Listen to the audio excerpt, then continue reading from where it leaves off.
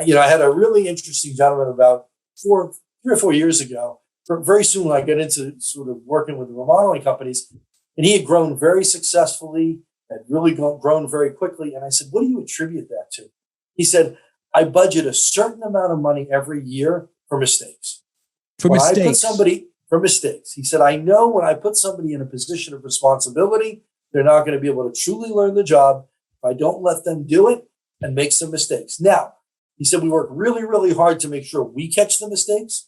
We insulate the customers from that, those kinds of things.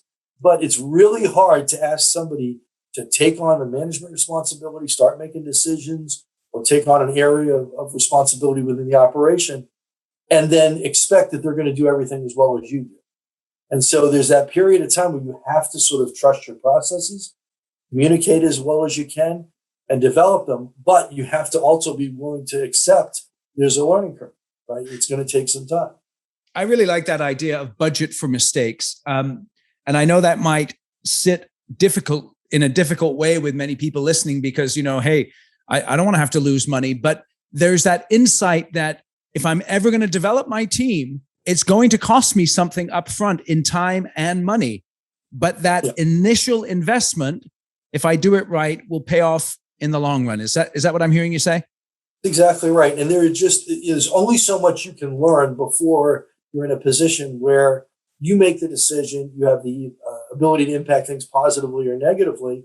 And at some point when you're training that person, there are going to be some costs. There are going to be some hiccups along the way.